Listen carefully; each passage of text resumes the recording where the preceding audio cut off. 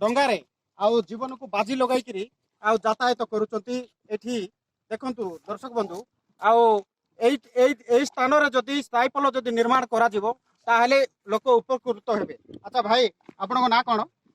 ମୋ ନାଁ ପ୍ରବୀଣ ଖୁରା ଆଉ ମୋ ଘର ହେଉଛି ଇନ୍ଦ୍ରାବତୀ। ମୁଁ ଟିକ୍ରି ପ୍ଲାଣ୍ଟରେ ଚାକିରି କରୁଛି।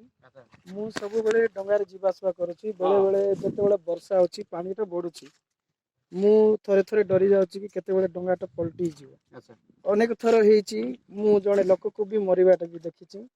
କିନ୍ତୁ ମୁଁ ସମସ୍ତଙ୍କ ପାଇଁ ଗୋଟିଏ ଚିନ୍ତା କରୁଛି ଯେ ଏଠି ପ୍ରତ୍ୟେକ ଗ୍ରାମବାସୀ ପାଇଁ ଗୋଟେ ସ୍ଥାୟୀ ପୋଲ ଯଦି ହେଇଥାନ୍ତା ସମସ୍ତଙ୍କୁ ସୁବିଧା ହେଇଥାନ୍ତା। 3 ଗୋଟି ଡିଷ୍ଟ୍ରିକ୍ଟ ପାଇଁ ସମସ୍ତେ ଏଇ ସର୍ଟକଟ୍ ରାସ୍ତାରେ ଯିବା ଆସିବା କରୁଛନ୍ତି। ଆଚ୍ଛା ମିନିମମ୍ ମାନେ ପ୍ରତିଦିନ ଏଇ ଡଙ୍ଗାରେ ମାନେ କେତେ ପରିମାଣର ଲୋକ ଯାତାୟାତ କରୁଥିବେ ଆପଣଙ୍କର ଯୋଉ ଅନୁଭବରେ? ମୋ ଅନୁଭବରେ ମୁଁ 30ଟି ଲୋକକୁ ମୁଁ ଯିବା ଆସିବା ଦେଖୁଛି, ତା ସହିତ ବାଇକ୍ ବି।